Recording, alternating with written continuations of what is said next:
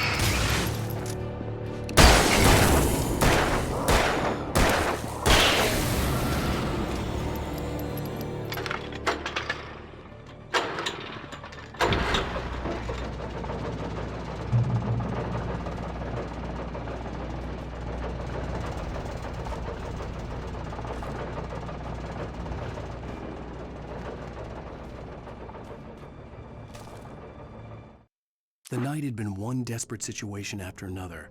I was exhausted, and my body felt as though it had been chewed up and spat out. The flashlight was heavy in my hand, and each pull of the trigger sent a painful shock up my arm. But I was finally out of the woods, and things were looking up. That's when I heard the chainsaw.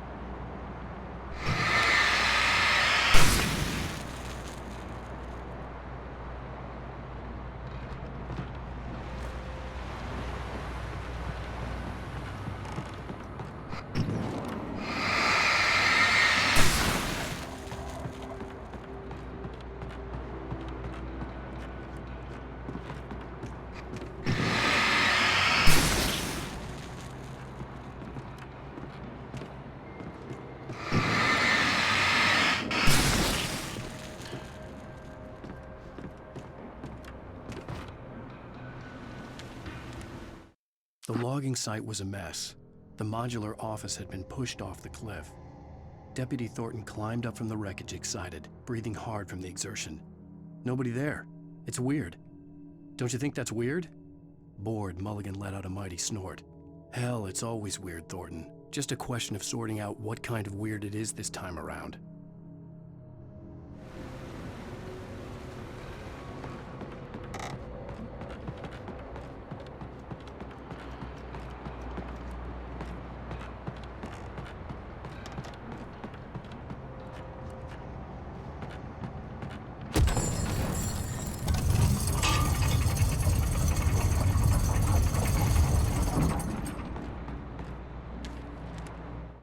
When Barry saw the darkness attack the visitor center, it made him a believer. The men Al said he'd shot, they hadn't been just locals on crank. Somehow the world had changed, like the channel had been switched without warning. You think you're watching a sitcom, and you're really watching a horror show. When the birds started attacking the cabin, Barry wasn't surprised, just terrified.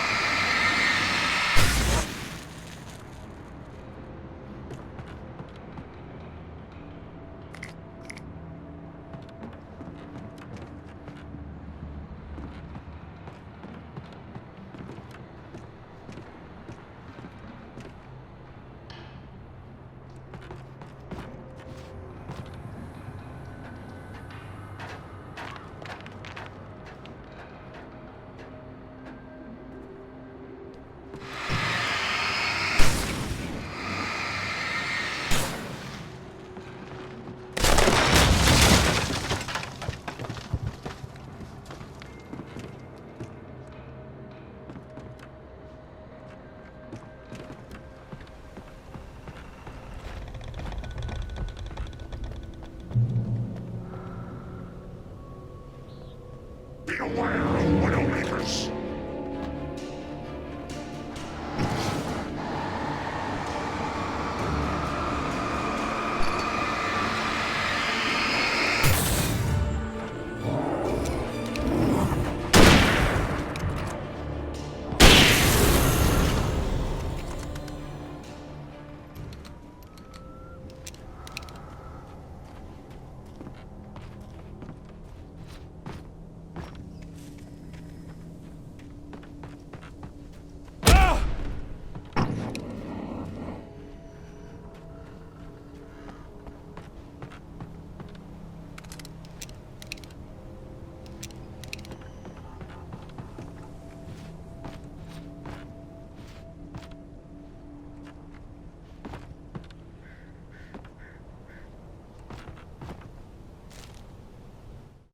Shadows stirred and the wind picked up as I ran through the forest. I felt the dark presence turning its gaze toward me. Then the moonlight was blotted out by dark shadows that raced violently across the ground, moving too swiftly to be natural. Darkness gathered between the trees and melted again to reveal the Taken. No natural path had brought them here.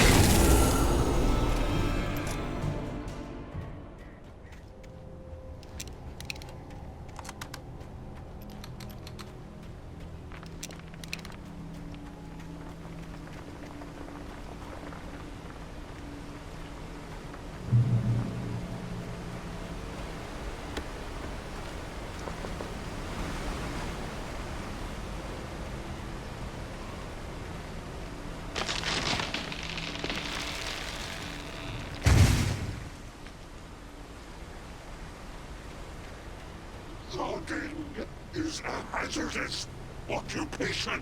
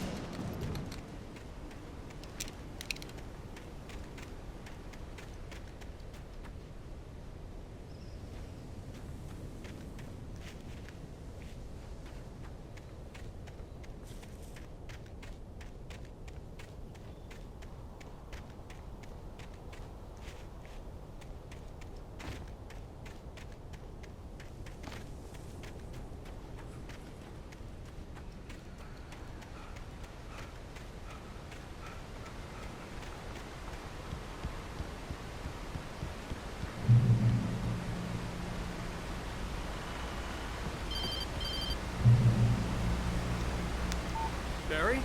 Ow! The porch is covered with birds. They've got all Hitchcock on me. Stay out of sight. I'm on my way. Don't open the door. What am I, crazy? Stay hidden. I'll be there soon. Just make sure you keep the lights on.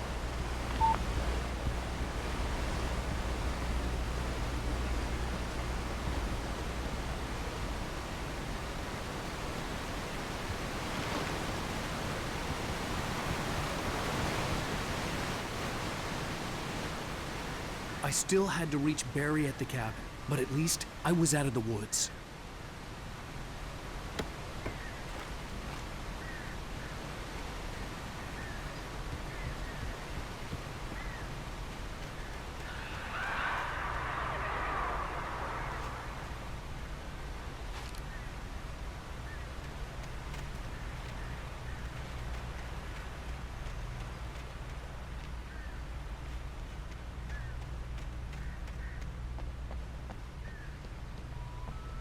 I'd have to get the car from the locked garage. It would get me back to Barry faster, and the headlights were a welcome bonus.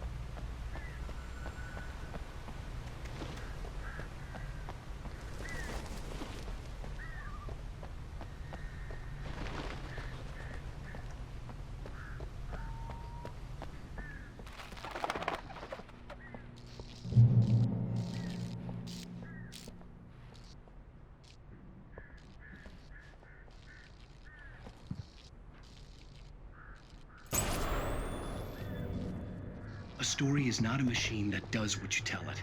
A story is a beast with a life of its own. You can create it, shape it, but as the story grows, it starts wanting things of its own. Change one thing and you set off a chain reaction of events that spreads through the whole thing. The characters have to be true to themselves. The events need to follow a logic that fits the story. A single flaw and the magic is gone. The story dies. Alice dies.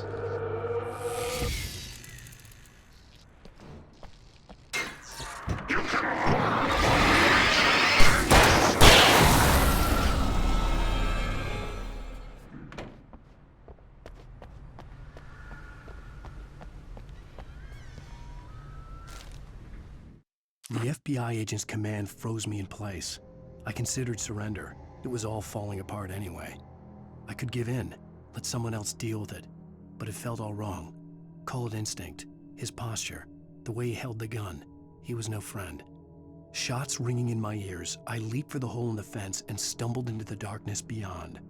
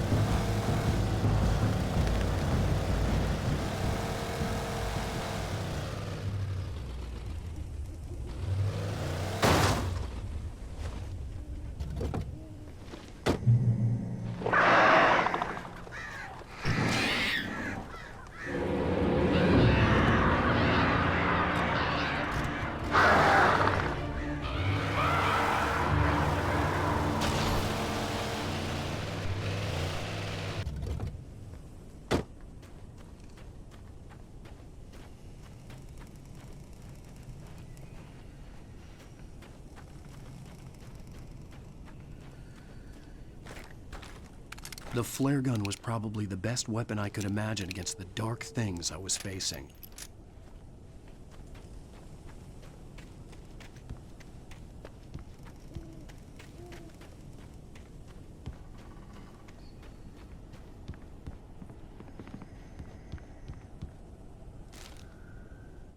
Rose knew that Rusty was in love with her, and she liked him too. She liked him a lot. He taught her to dance, and life had certainly taught her the value of a man who was gentle. He treated her well, made her smile, made her feel good. But Rusty wasn't the prince of her dreams, and that tended to underline the unbearable truth. She was no closer to that Hollywood magic than he was.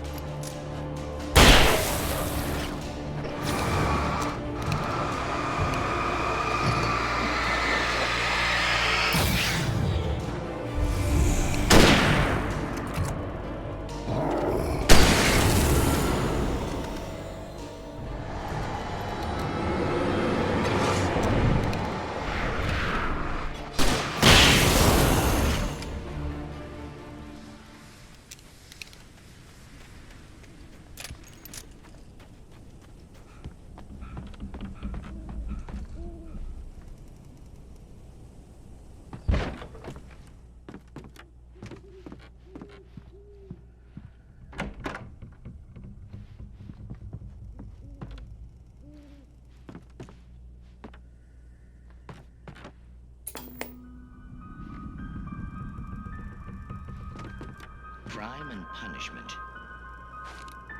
The cancer and cure of civilization. But some crimes are impossible to punish, especially in Night Springs. Tonight's episode, The Man in the Mirror.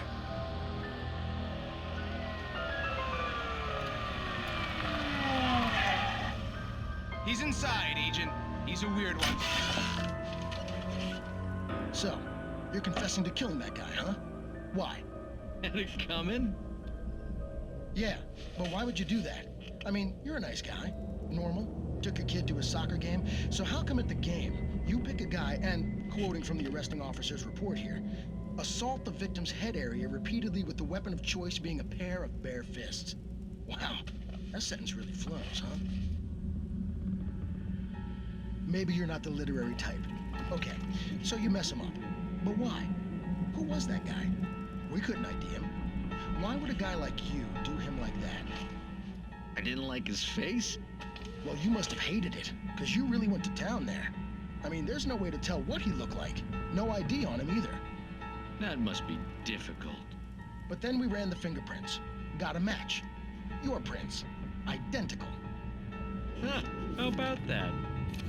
Your son said you were wearing a white shirt when you took him to the game. But the white shirt is on the dead guy.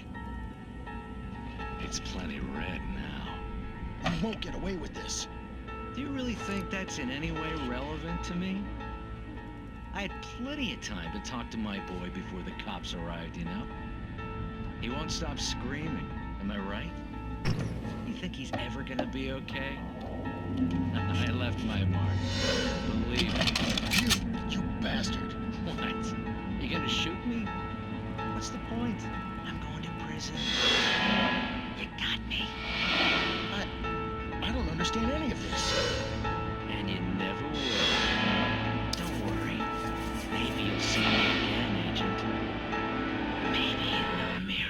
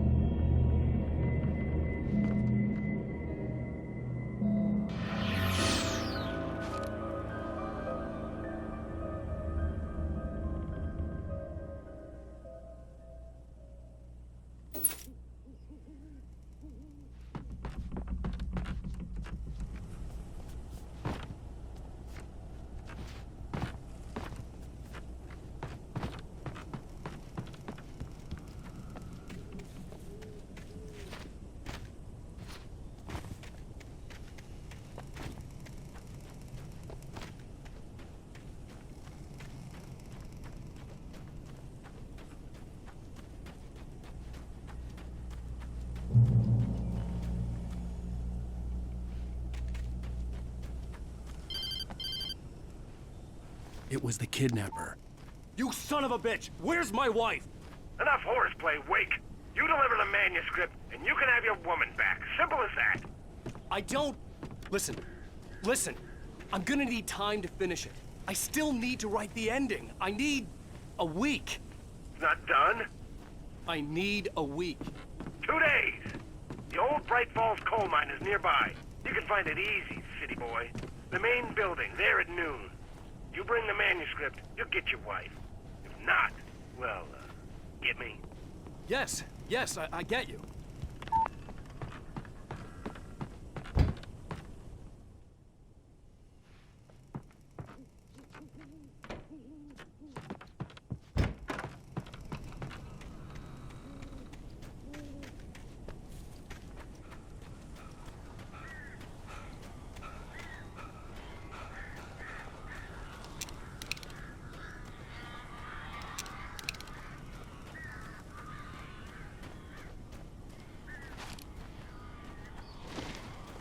Barry had talked about birds over the phone.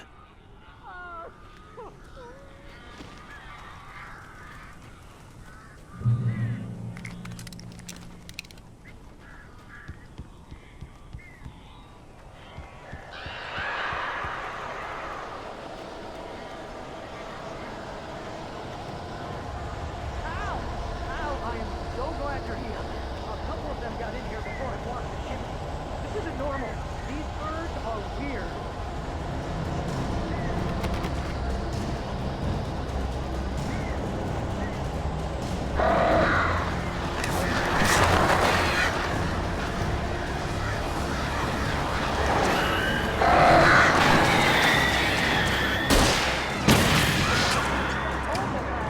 Ow, make them go away, please!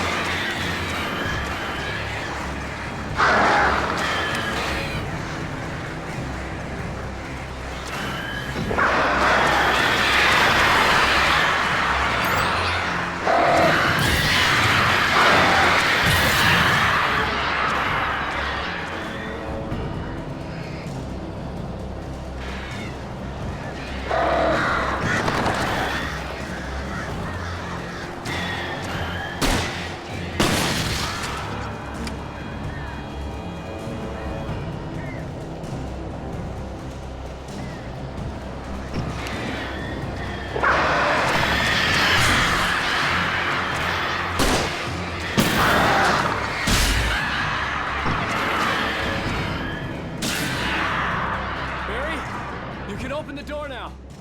They're gone.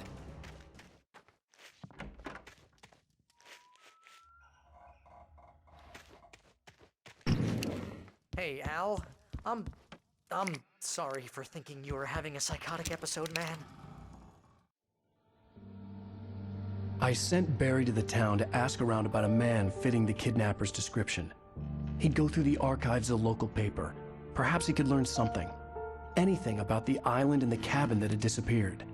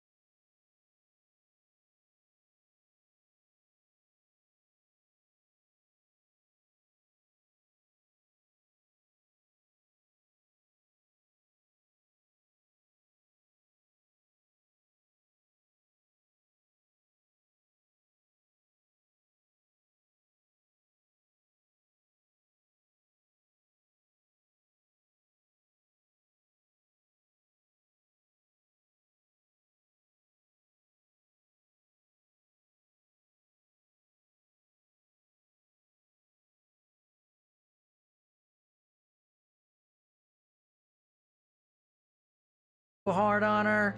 Listen, I found out all sorts of interesting stuff while I was digging around. Yeah. Mr. Wake, it's Sheriff Breaker. We have an FBI agent here, Agent Nightingale. FBI? He's anxious to see you. You'd better come to the station. Okay, I'll be right over, Sheriff. Let's make this quick, huh? Help you folks? Name's Randolph. I'm the manager. We're looking for Rose. Works as a waitress down at the diner? Rose, sure. Nice girl. Who wants to know? I'm Alan Wake. The writer, huh? I heard on the radio you were visiting. Well, I'll show you her trailer. That Rose, she's a nice girl. Always pays her rent on time. As I was saying, Al, I found all sorts of weird stuff from the local newspaper's archives. This place is crazy. Disappearances, mysterious deaths, urban legends come true, and get this, most of this stuff takes place around Cauldron Lake. Well, you ain't wrong, mister. The Indians thought the lake was a doorway to the underworld. I'm the God-fearing type myself. I don't hold with that sort of thing. Yeah, okay. Anyway, there was an island there owned by a guy called Thomas Zane. Now, some of the articles I found about him make him out to be a famous writer, but I ran a bunch of searches, couldn't find a single thing he wrote. Zane was heavily into diving, so much so that the place came to be called Diver's Isle. But the volcano under the lake erupted in 1970, and Zane went down with the island.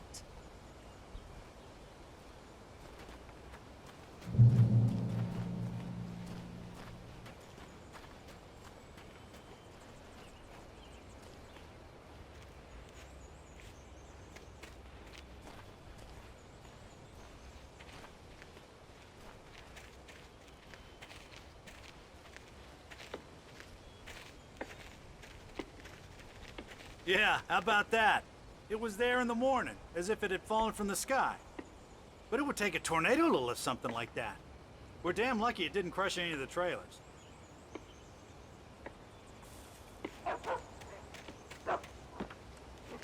Come on, mister. I'll take you to Rose's trailer.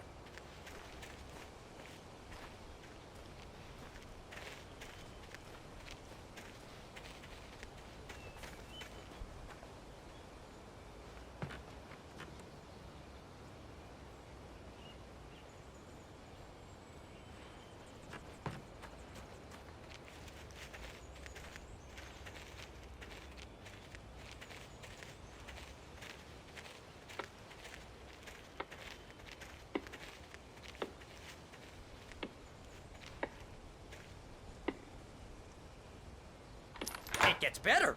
A local girl, Barbara Jagger, drowned in Cauldron Lake just a week earlier. They were lovers. Sure, Jagger's a local spook story. The Scratching Hag comes for you in the dark. Childish stuff like that. Anyway, Al, I'm just getting to the best part. All of the articles about this stuff were written by Cynthia Weaver. I asked around, and she's that crazy bag lady you met. What, the lamp lady? She can be a little loopy, but she's not homeless or anything. Yeah, anyway, she knew both Jagger and Zane before they both died, and she had some kind of a breakdown.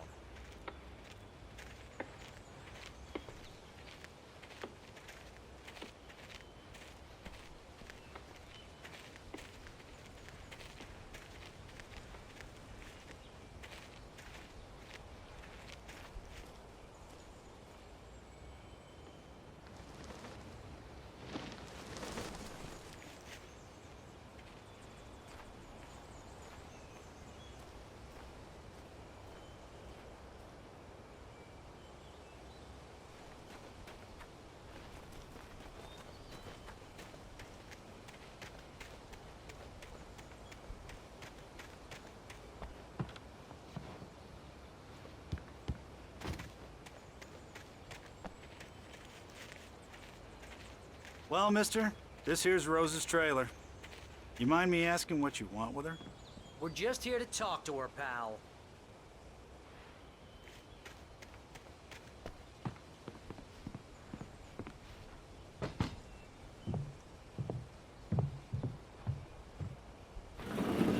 Welcome to...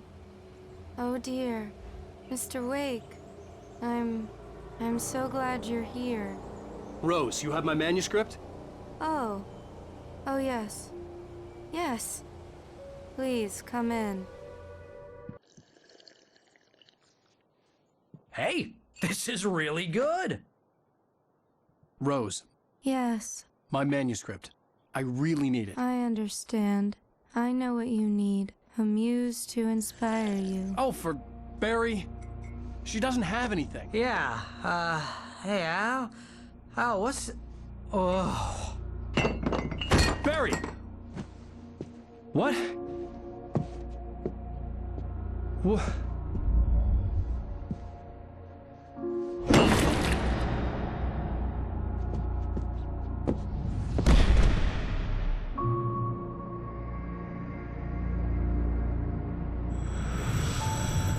It's coming for you, hiding in my barber's skin. I'm too weak to stop it. You must turn the lights on. I promised I'd come visit you and your lovely wife. You must finish what you started. I insist. You must turn the lights on. Turn the light on. Back to work, boy.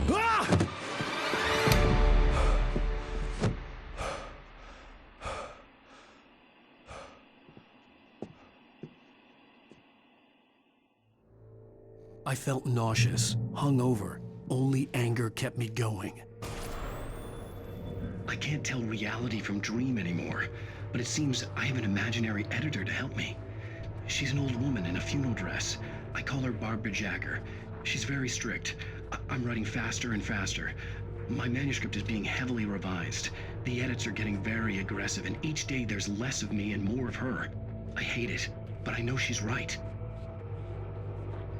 She promises me I can save Alice this way. She knows more of this than I do. About the complex incantation I'm attempting. About this place. She's worked with another writer under similar circumstances, Thomas Zane. The genre of the story seems to be shifting. It's turning into a horror story. I'm getting close. I can feel it.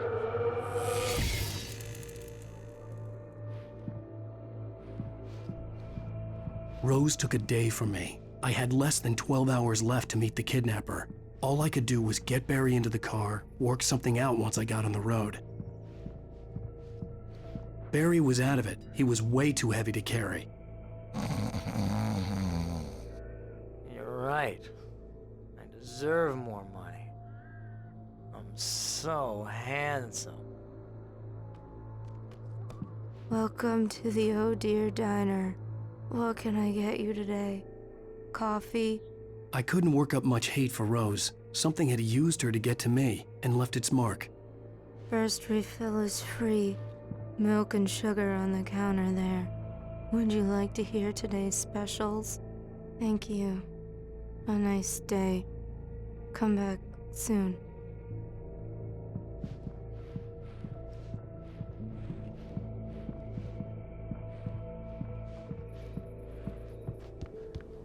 My gun and flashlight were gone.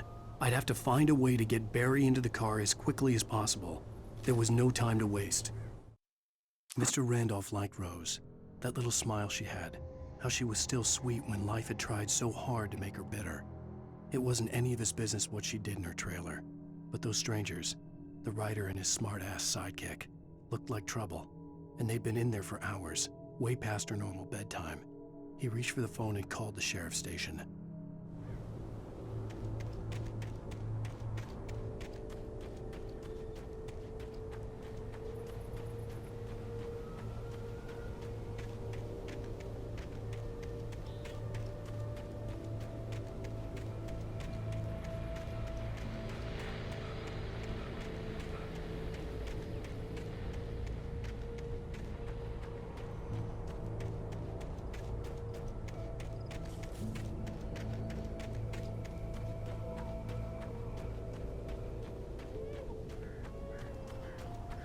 Oh, you're gonna get it now. God knows what you've done to that poor girl. This is Agent Nightingale, FBI! Get him up, Hemingway! You're under arrest! You move a muscle, I'll unload right in your goddamn face! Stay right where you are, Spillane!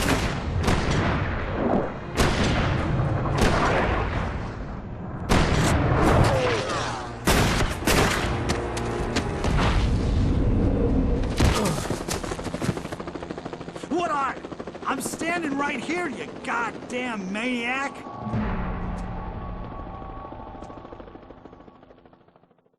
I hated to leave Barry behind, but there was no way I'd miss my appointment with the kidnapper.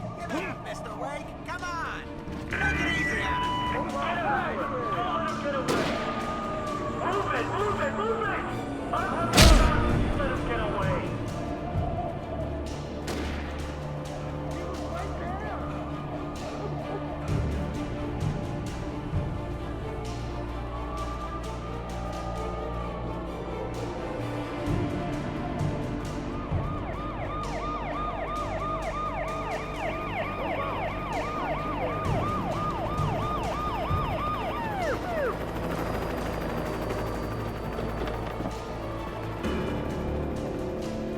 Stop running! Please!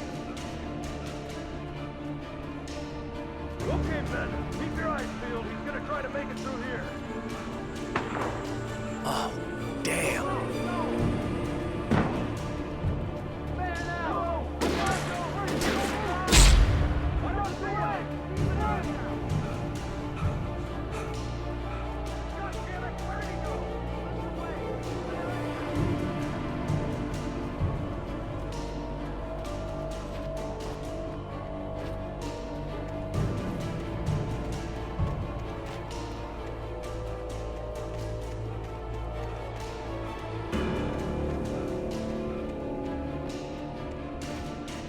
God! Come on, guys! We need to head him off! For decades, the darkness that wore Barbara Jagger's skin slept fitfully in the dark place that was its home and prison. It was hungry and in pain.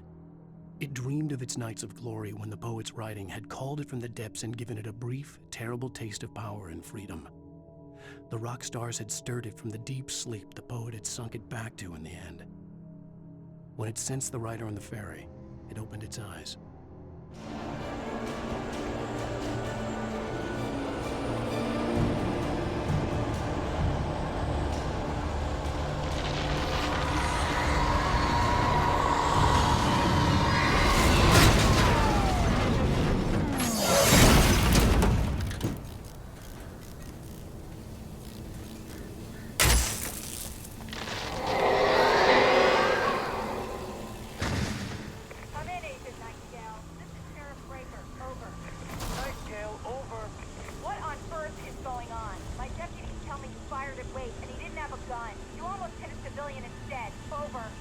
Sheriff, Wake's running. I'm giving chase. I don't have time for this. Well, make the time. You can't just go shooting at people in my town. Over. I'm a federal agent pursuing a fugitive. You want to discuss my methods, Sheriff? Make an appointment. Over. You stay right where you are, Agent Nightingale. I'm on my way. Out.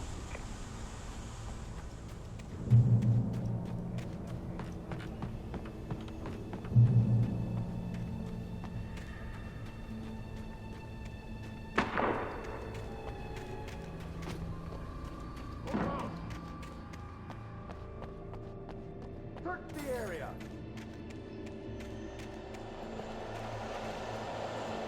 Stay sharp. This way. Over here.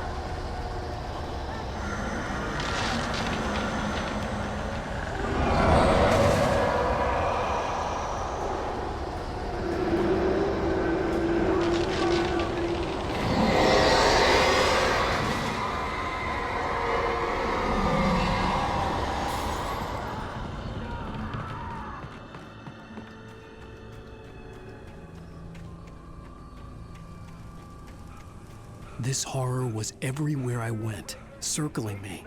The cops didn't stand a chance. They were after a writer, not a monster. Wait, are you seriously telling me that geek writer just took out my deputies? Are you kidding? I mean, have you seen this guy? He wears a tweed jacket. Over. He's the guy we're chasing? If it's not him, who then? Bigfoot? Over. I don't know yet, but I'm not in the habit of jumping to conclusions. That tends to come back and bite you in the ass. Out.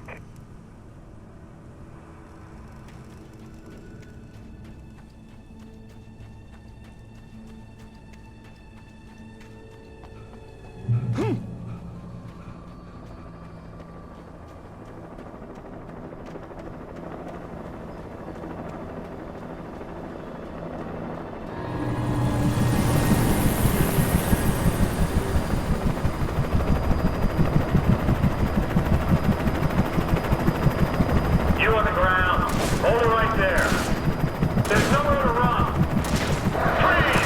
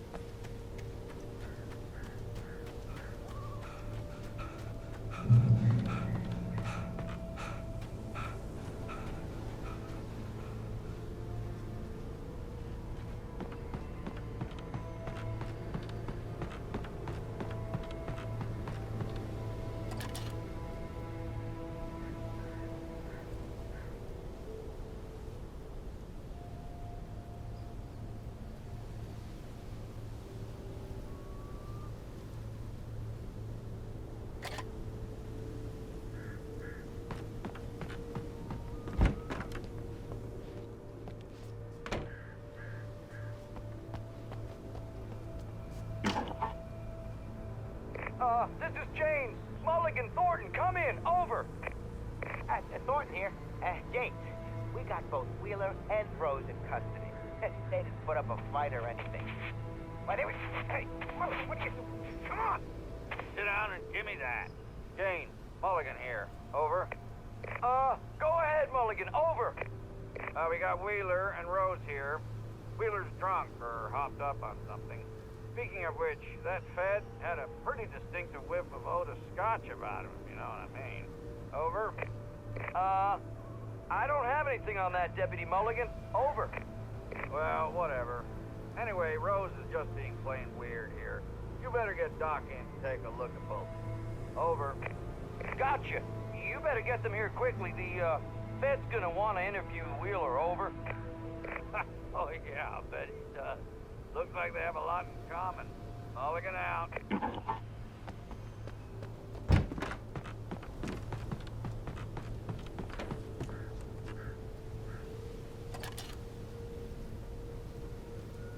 I could see the lights of the radio station in the distance.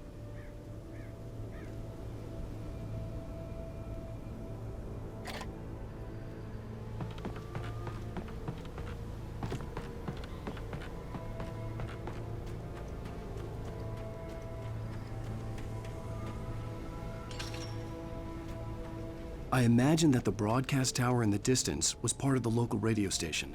Maine seemed like a decent guy. Perhaps he could give me directions to the coal mine.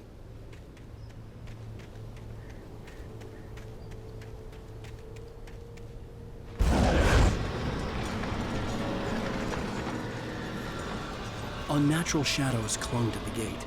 The darkness that was after me was trying to stop me. I wouldn't get through without a light. There was no power to the searchlight.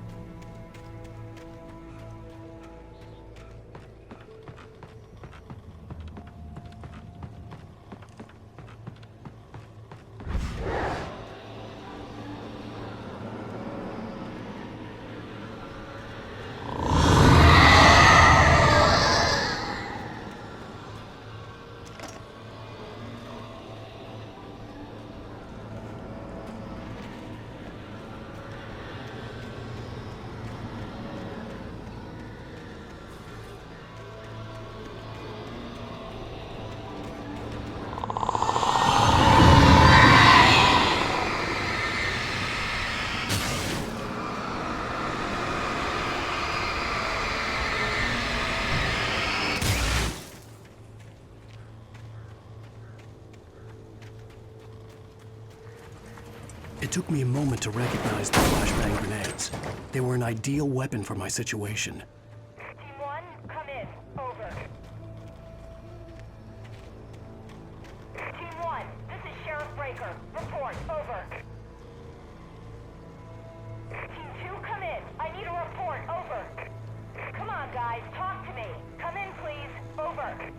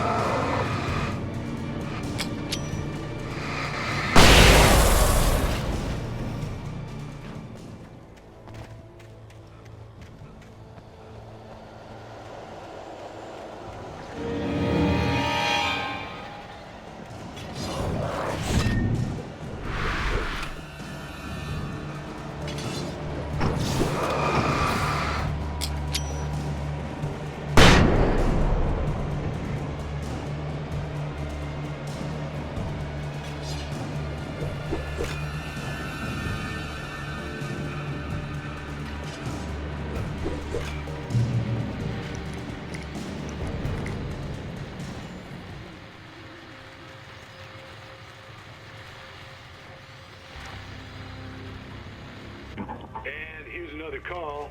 You're on KBF-FM with Pat Maine. It's Milt Peabody, Pat. What's on your mind, Milt? Well, I live near the trailer park, Pat, and there's a big ruckus going on over there. Well, that's just up the road from me, too. What's going on, do you know? I don't know, but there's a bunch of police cars there, lots of sirens, a helicopter buzzing around, and I think I heard some gunshots. Gunshots? Yes, sir, like from a pistol. So can you find out what's going on? Because it's just next door and they're popping off guns there. They're still shooting? No, it was maybe 10, 15 minutes ago. It sounds serious, Pat. I'm telling you, it don't sound like no party. I'm certainly going to give the station a call, Milt.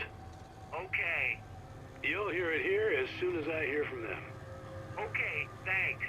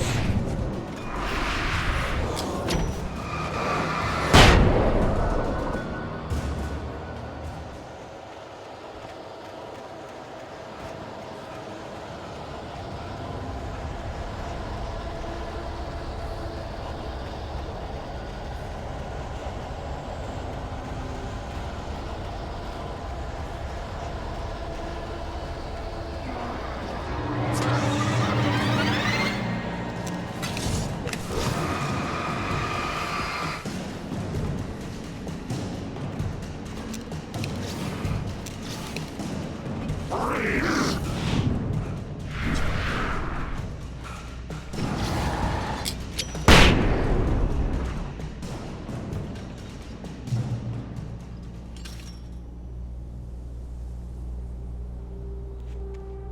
I hoped Maine could lend me a car to get to the coal mine. Oh, why, hello, Lorna. What do you have for us? Well, I just don't see why the cops bother with the trailer park. What do you mean? It's a trailer park. Of course you're going to have trouble in a place like that. I mean, what do you expect? The sheriff should be helping us normal citizens instead of wasting resources on those people. Well... Let the trash sort themselves out. I'm sorry, but my granddaddy settled in Bright Falls in 1911. Well, thank you very much for that compassionate viewpoint, Lorna. How can I be sure?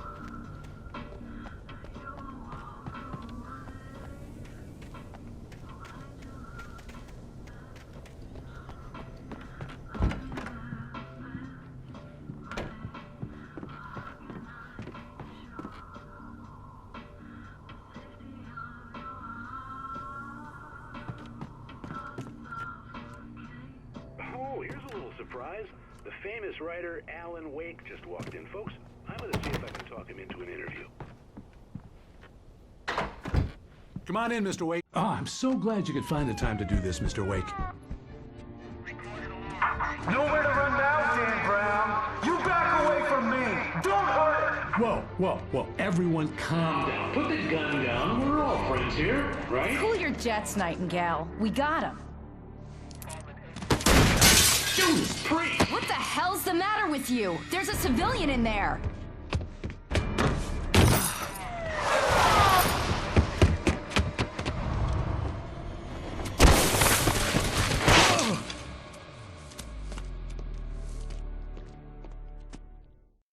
I'll get you yet, even if it kills me. You hear me?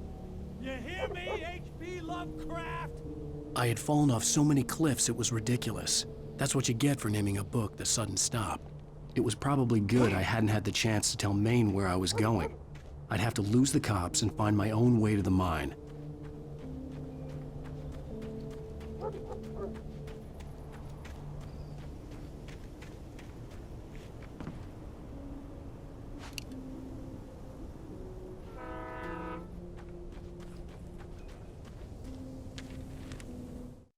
Nightingale stared through the broken studio window into the dark woods. He turned around, started to walk out, but Maine grabbed his arm. "Young man, you almost shot me. You don't shoot off rounds at people like that. What's the matter with you?" Nightingale shook his arm free, marched out. His cheeks burned with rage and humiliation.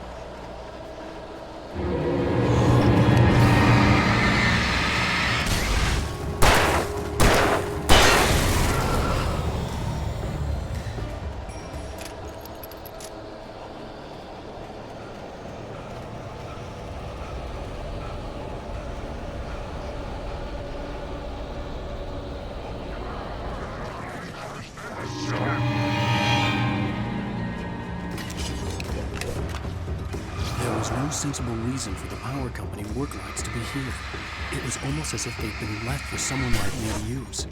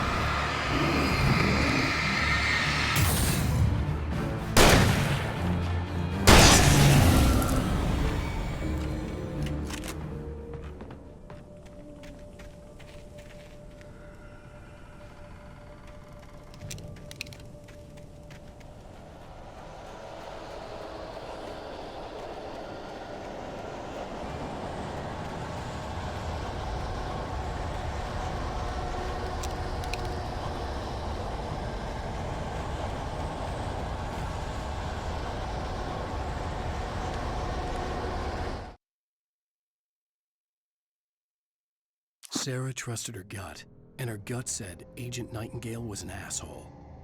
He felt wrong, and it wasn't just the smell of stale booze. It was in the way he flashed his badge, pulled rank, the look in his eyes when he wanted answers. Where was Alan Wake? What was this about an accident? Where was his wife? And most importantly, why did she let Wake go? He wouldn't answer her questions. Federal business was all he'd say.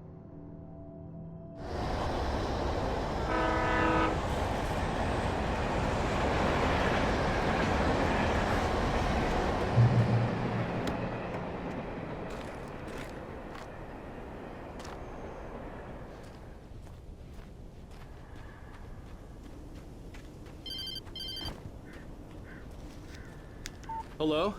The most stubborn man I've ever met. Alice? Alice? Alan, I'm so afraid. Keeps me in the dark. Please help me. I look at you, Alan, and it's not you. Something else.